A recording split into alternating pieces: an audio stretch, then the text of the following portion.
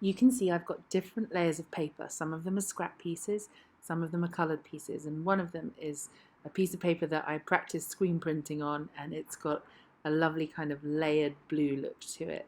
I'm sticking with primary bright colours like Lichtenstein, and I am cutting out this explosion shape, and I made sure it would fit on my page to start with by cutting it from a piece of paper the same size. This is PVA glue. I'm giving it a little squeeze and covering my paper in dots. I thought about doing this in paint, and then I thought I'd have a bit of fun with it and add some sparkle. So this is some glitter. I'm putting a big piece of paper down because I don't want it all over my life forevermore. And I'm shuffling the glitter around so that I've now got a sparkly piece of paper that I'm putting to the side to dry. This second explosion is a little bit smaller in just plain red, and then you can see the blue paper I talked about. I draw on the back so that I don't end up with pencil lines or pen lines on the front of my shape. I'm cutting out, this one's more like a cloud, which you can see in Lichtenstein's work too. And now I'm moving on to my lettering. I started out by just drawing it in capitals in pencil. I double up the letters by going around the shapes of the letters to make them into big strong letters, and then I'm adding a line to the right of everything in 3D. This only works if you do it on one side, so you have to choose which side of the letters your 3D effect will be when you are drawing. I'm using a black pen to fill in those spaces, and it also gives it more definition.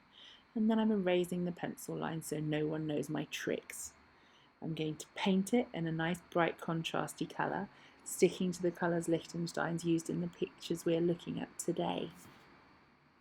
I'm using yellow watercolours, and I'm not using too much water because I want it to be nice and bright, a really strong yellow today.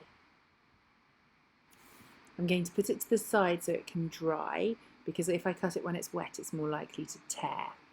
The next step is to find some scrap red paper or some other colour, and I'm going to just create the explosion that goes behind all of these ones, and I'm drawing very long triangles and just cutting them out, and it's almost like I'm doing strips, but there are points at the ends, just so that it's got that feeling of kind of exploding and going away when I stick it on the paper. I'm being very messy now because I don't mind where this glue goes, and I'm just going to make a star all over the page like that and add in these. Of course I'm covering up the middle so it doesn't matter how it looks. And then I go around with my scissors and trim off the edges of those triangle shapes. My first shape is now nice and dry, so I can stick it on. You can see this was a piece of scrap paper, but it looks fine once I've covered up the layers. There goes the next one, and the next one. And finally, I'm going to put that to one side while I cut this out. This is going to be quite complicated because I've got holes in the O's and also one where the Z meets the O's. You'll notice that when I did this, I had my letters touching as far as I could, just because it was easier for me to keep it all together in one space. To cut out those little holes, you need to fold it gently without making a crease if you can, and just then you can get your scissors into that little hole you can snip. So fold it, make a snip, and then your scissors can go inside. That's what I'm doing right now, just to cut out the holes in your letters.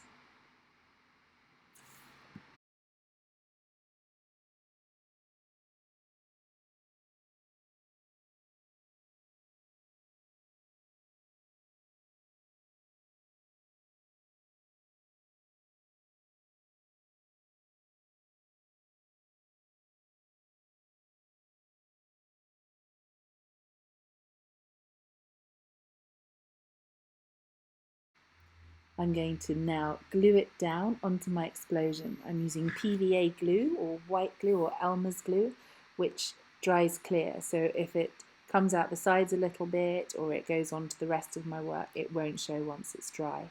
I'm going to stick that down and then I'll put it under something nice and heavy, like some books, so it dries flat.